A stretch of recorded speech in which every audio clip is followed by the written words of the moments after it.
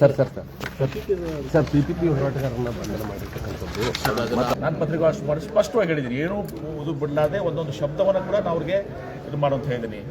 ಮತ್ತು ಹೀಗಾಗಿ ಮತ್ತೆ ಯಾಕೆ ಇವ್ರು ಮುಂದುವರಿಸಿದಂಥದ್ದು ಮತ್ತೊಂದು ಭೇಟಿ ಮಾಡ್ತೀನಿ ಅಂತ ಕೂಡ ಹೇಳಿದ್ದೀನಿ. 9ನೇ ತಾರೀಕಿಗೆ ಬರ್ತಾ ಇದ್ದಾರೆ ಬೆಟ್ಟರು ಕೂಡ ಭೇಟಿ ಮಾಡ್ತೀನಿ ಅವ್ರಿಗೆ. ಈಗೆಲ್ಲ ನಾವು ಎಲ್ಲ ನನ್ನಲ್ಲಿ ಸ್ಪಷ್ಟತೆ ಇದೆ, ಆದರೆ ಇದನ್ನ ಸ್ಪಷ್ಟತೆ ಇದ್ಕೊಂಡ್ಮೇಲೂ ಮಾಡಿದ್ರೆ ಮತ್ತೆ ಅದಕ್ಕೆ ನನಗೆ ಗೊತ್ತಾಗಲ್ಲ ಅವ್ರ ಉದ್ದೇಶ ಏನಿದೆ ಅಂತ ಗೊತ್ತಾಗಲ್ಲ. ಈಗ ಭೇಟಿ ಮಾಡ್ಸಕ್ ಪ್ರಮುಖವಾಗಿ ಎಲ್ಲರೂ ಒಳಗಡೆನೆ ಹೋಗಿದ್ದಾರೆ.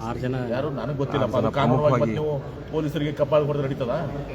ಅಲ್ಲ, ಪೊಲೀಸರು ಹತ್ತಿಕ್ಕುವಂತ ಪ್ರಯತ್ನ ನನಗೆ ಗೊತ್ತಿಲ್ಲ. ಆದ್ರೆ ಇಷ್ಟೇ, ನೀವು ಕೂಡ ಇದ್ದೀರಿ ಮಾಧ್ಯಮದವರು, ನಿಮ್ಗೆ ಯಾರ ಕಪಾಳಿಗೆ ಹೊಡೆದು ನಡೀತದ? ಸಮವಸ್ತ್ರ ಬಗ್ಗೆ ಇದ್ದವ್ರು ಯಾರು ಮಾಡ್ತದ? ಸ್ವಾಮೀಜಿನೇ ಇರಲಿ ಯಾರೇ ಇರಲಿ, MB ಪಾಟೀಲ್ ನಾನು ಕಪಾಳಿಗೆ ಹೊಡೆದು ನಡೀತದ?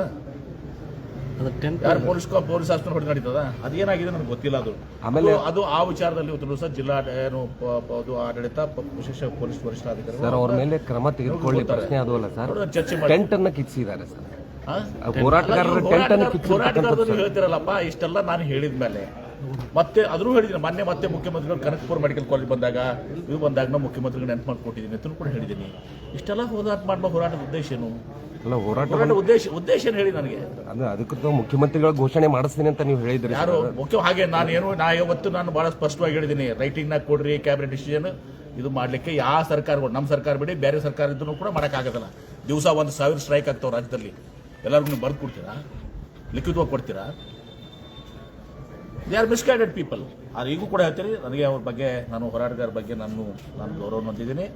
ಈಗೂ ಕೂಡ ಹೇಳ್ತೀರಿ, ಮುಖ್ಯಮಂತ್ರಿಗಳು ಬರ್ತಾರೆ 9 ತಾರೀಕಿಗೆ. ಮುಖ್ಯಮಂತ್ರಿಗಳು ಬಂದಾಗ ಒಂದು 12 ಮುಖಂಡರು ಯಾರಿದಾರ ಅವ್ರನ್ನ ಭೇಟಿ ಮಾಡಿಸಿ ಮುಖ್ಯಮಂತ್ರಿಗಳು ನಮ್ಗೆ ಹೇಳ್ತೀವಿ. ಆದರೆ ನೀವು ರೈಟಿಂಗ್ನಾಗ ಕೊಡ್ರಿ, ಕ್ಯಾಬಿನೆಟ್ ಡಿಸಿಷನ್ ಮಾಡಿರಿ, ಈಗನೂ ಆಗೋದಿಲ್ಲ, ಮುಂದೂ ಆಗೋದಿಲ್ಲ.